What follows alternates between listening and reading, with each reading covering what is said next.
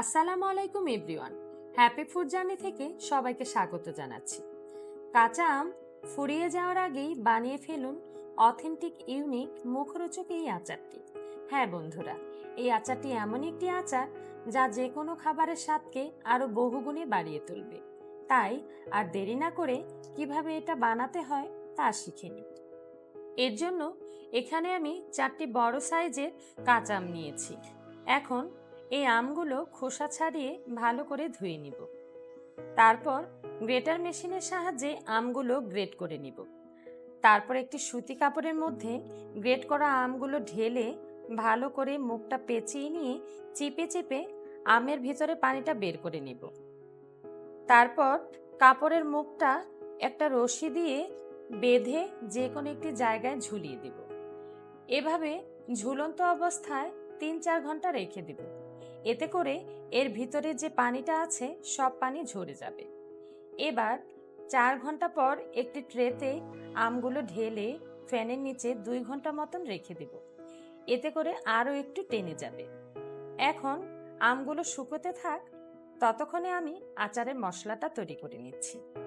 এর জন্য প্যানে কিছু শুকনো মরিচ দিয়ে ধিমি আঁচে ভেজে নিব।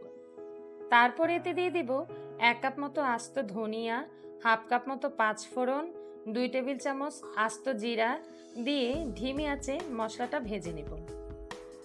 তারপর মশলাটা ঠান্ডা হলে মরিচের বোটাগুলো ছাড়িয়ে নিয়ে ব্লেন্ডার জারে নিয়ে ব্লেন্ড করে নিব। আপনারা চাইলে পাটায়ও পিষে নিতে পারেন। এবার আচারের তেলটা রেডি করে নিব। তার জন্য প্যানে 1 কেজির একটু কম 3 পোয়া মতন খাঁটি সরিষার তেল নিয়ে নিব। তারপর তেলটা সামান্য গরম হলে দিয়ে দেব কিছু ছোট রসুনের কোয়া, 1 কাপ মতো। তারপর এতে দিব 1 চা চামচ লবণ। লবণটা দিয়ে একটু জাল করে নিলেই তেলটা আমার রেডি। এবার তেলটা ঠান্ডা হলে বয়ামে তোলার পালা। এর জন্য একটি বয়াম আগে থেকে ধুয়ে হালকা গরম পানি দিয়ে ঝাঁকিয়ে নিয়ে শুকিয়ে নিয়েছি। এখন এই বয়ামে সবগুলো আম নিয়ে নিব। তারপর এতে দিয়ে দিব 1 টেবিল চামচ ভিনেগার। তারপর দিব হাফ চা চামচ লবণ। লবণটা দিয়ে তারপর দিয়ে দিব সেই মশলা থেকে ভরে ভরে 2 টেবিল চামচ।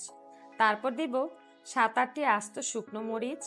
তারপর ওই রসুন তেল অল্প অল্প করে দিয়ে দিব। তারপর শুকনো একটি চামচ দিয়ে ভালোভাবে মিশিয়ে নিব।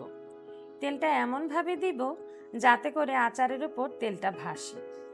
এবার আচার বানানো আমার কমপ্লিট। এরপর মাঝে মধ্যে আচারটি রোদে দিলে ভালো হয়, আবার না দিলেও চলবে, তাতে কোনো অসুবিধে নেই। এই আচারটি বাইরে রেখে আপনি সারা বছর খেতে পারবেন। এটার স্বাদ দিন দিন বাড়তেই থাকবে। এটা যত পুরনো হবে তত খেতে মজা হবে। এটা সাদা ভাত, আলু ভর্তা, খিচুড়ি, ডাল এগুলোর সাথে খেতে ভীষণ মজার। আর এর স্বাদ আপনি তখনই বুঝবেন যখন আপনি ঘরে বানিয়ে খাবেন। তাই বলবো, কাঁচা আম শেষ হবার আগেই এই আচারটি বানিয়ে ফেলুন ও এর স্বাদ উপভোগ করুন। আশা করছি সকলের কাছে রেসিপিটি ভালো লেগেছে।